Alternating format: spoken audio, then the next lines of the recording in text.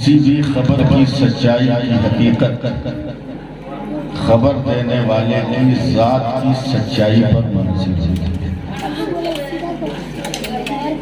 کوئی بھی خبر کوئی سناتا ہے تو خبر سننے کے بعد انسان مخبر کو دیکھتا ہے کہ یہ پھینکنے والا ہے یا سنبھالنے والا ہے، یہ جھوٹا ہے یا سچا ہے۔ اس کے بعد ہی انسان کسی خبر پر اعتماد کرتا ہے، یقین کرتا ہے۔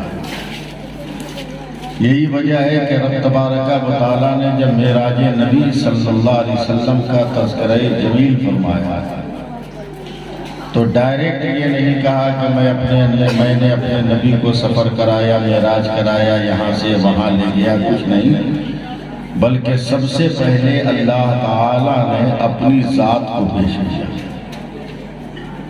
کوئی بھی خبر دینے سے پہلے اللہ نے اپنی ذات کو، اپنے وجود کو پیش کیا۔ سبحان الذی اسریٰ، یہ بات جو تمہیں بتا رہا ہے وہ پاک ذات ہے، اس کی ذات پاک ہے، بے عیب ہے۔ یہ لفظ پہلے اس لیے کہا گیا کہ دنیا والے یہ جان لے کہ معراج کا واقعہ سچ ہے، حق ہے، برحق ہے۔ جو لوگ سپنوں میں ٹکیا پاڑا سے اڑ کر ہاوڑہ تک نہیں جا پاتے ہیں، وہ لوگ کہتے ہیں کہ نبی نے سپنے میں معراج حاصل کیا تھا، خواب میں یہ فضیلت مل گئی تھی، خود تو یہاں سے ہاوڑہ نہیں جا پاتے سپنے میں، اور نبی کی عظمتوں کو کاٹنے کی کوشش کرتے ہیں۔ غلط بات ہے۔ نگاہ محمد جدھر دیکھتے ہیں رضائے خدا بھی ادھر دیکھتے ہیں۔ گئے پل میں عرش بری دیکھائے، مبارک یہ ان کا سفر دیکھتے ہیں، مبارک یہ ان کا سفر دیکھتے ہیں۔ اللہ کے پیارے حبیب سرور کائنات صلی اللہ علیہ وسلم کی عظمت و رفعت ذرا دیکھیں گے، پھر میں آپ کے جلسے کا جو نام ہے اس کی طرف بھی آ جاؤں، پھر حالات حاضرہ کی طرف بھی میں آ جاؤں۔ جناب شکیل شاداب نور الہدیٰ پیکر کی مترنم آواز کے بعد جلسے کو سنبھالنا بڑا مشکل ہوتا ہے، مگر یہ ٹکیا پڑا ہے جہاں 5 بجے تک کسی بھی آدمی کو کچھ بولنے کی ضرورت نہیں ہے کہ آپ سنیے گا کہ نہیں سنیے گا۔ میں جانتا ہوں شروع سے کہ آپ لوگ صبح تک دلچسپ ہیں، اس لیے اس کی طرف کوئی جملہ نہیں۔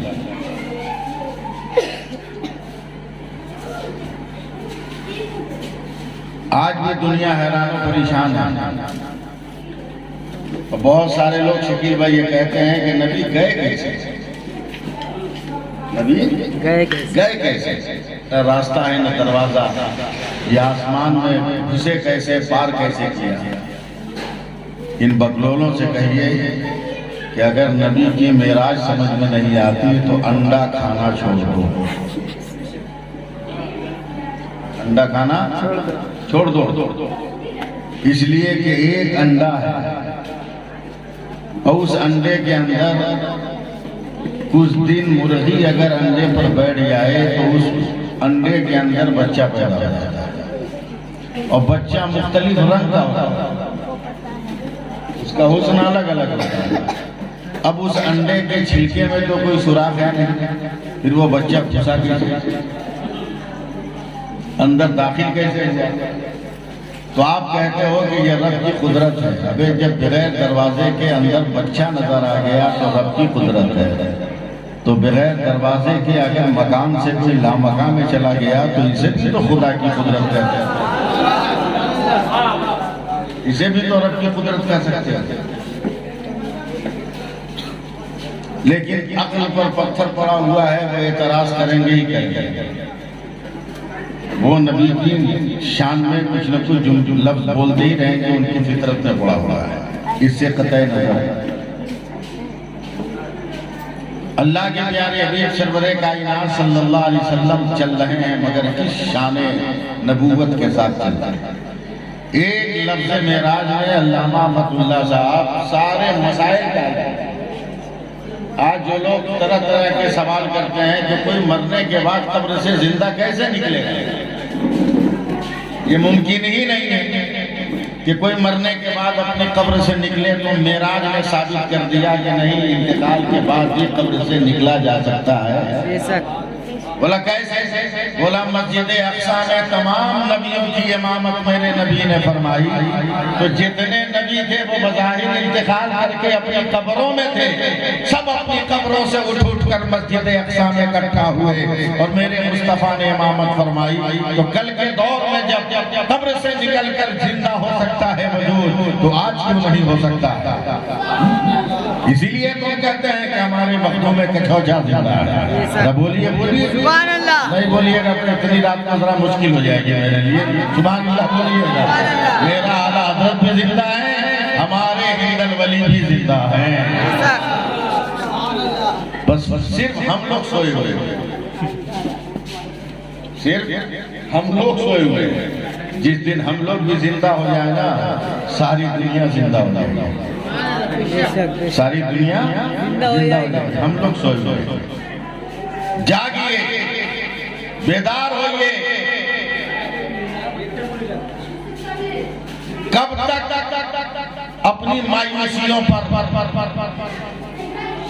چاپلوسی کی چادر چڑھا کر زندگی گزارنا؟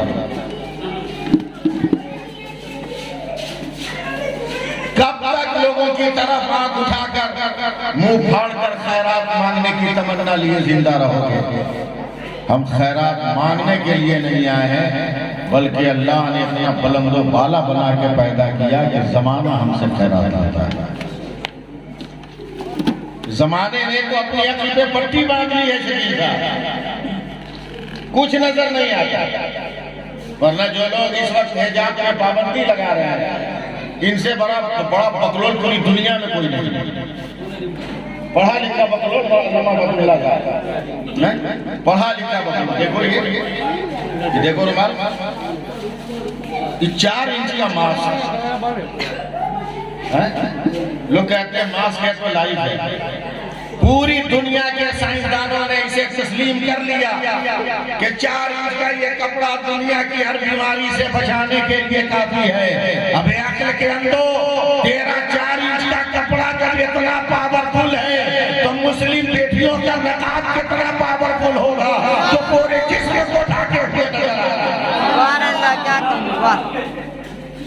پورے جسم کو ڈھانکے ہوئے اور اپنے ہزار میں لیا جاتا ہے۔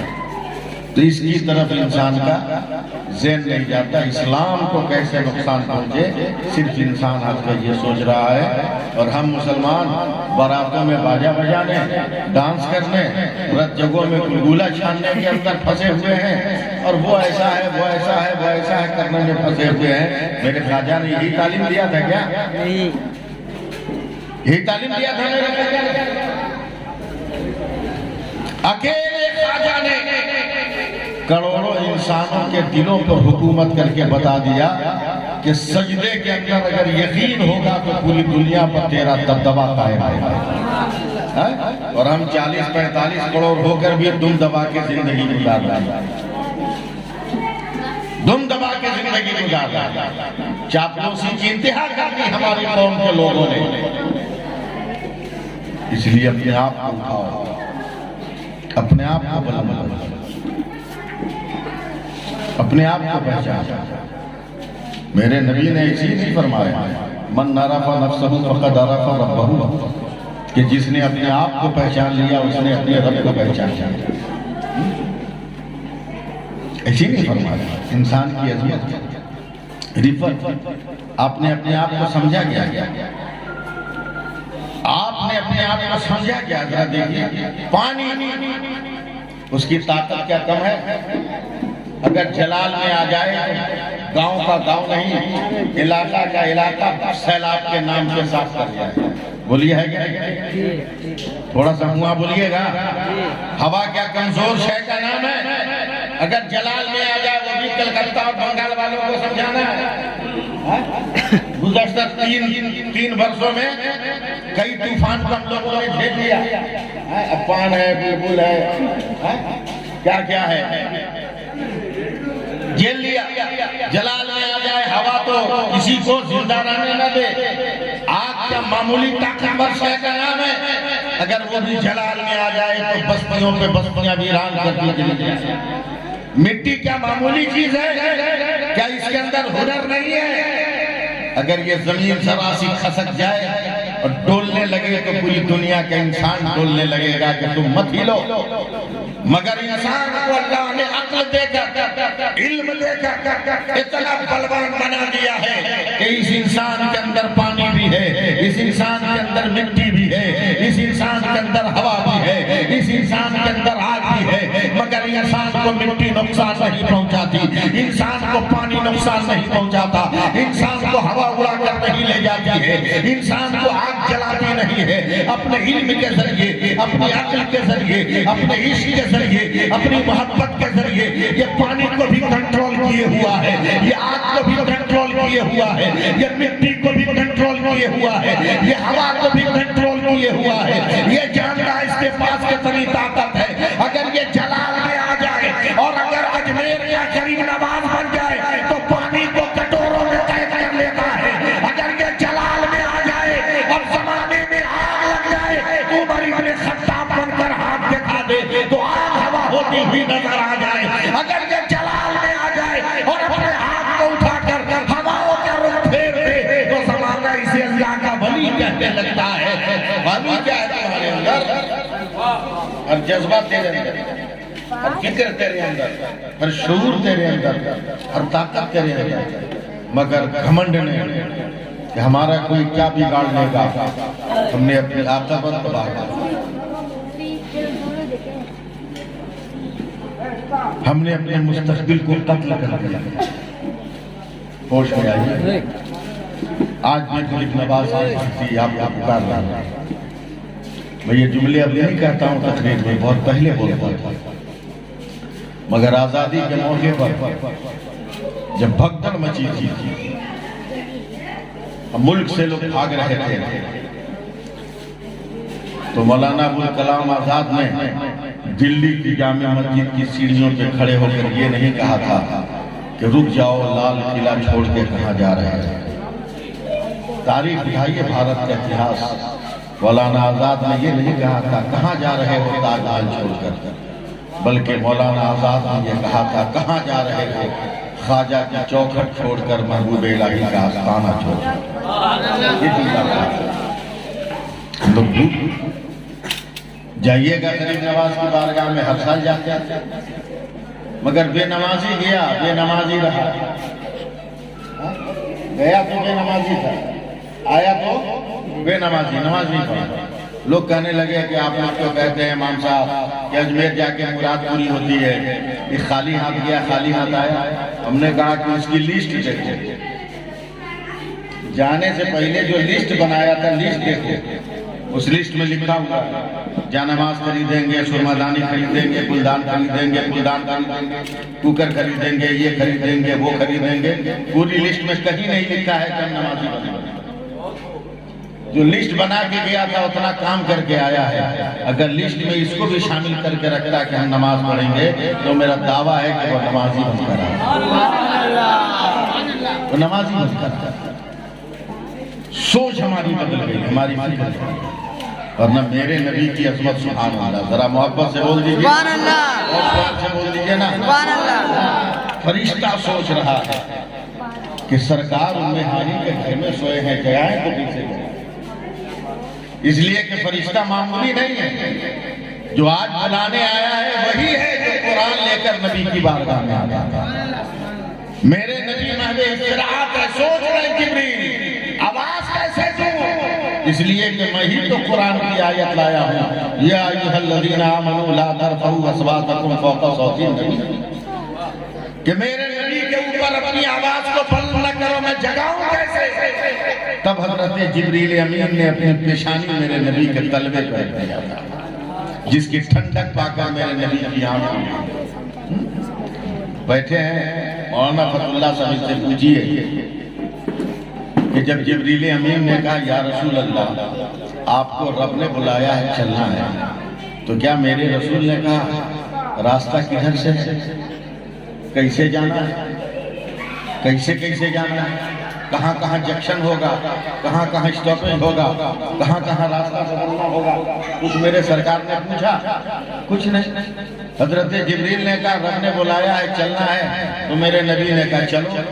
یہ جملہ کون کہے گا؟ جو راستہ دیکھ چکا ہوگا وہی نہ کہے گا، جو منزل دیکھ چکا ہوگا وہی نہ کہے گا، وہی نہ کہے گا۔ لوگ کہتے ہیں کیسے گئے؟ ارے جہاں سے آئے تھے وہی گئے، جو دیکھ کے آئے تھے وہی دیکھنے گئے، مگر فرق یہ ہے کہ ہمیں بخشوانے گئے تھے۔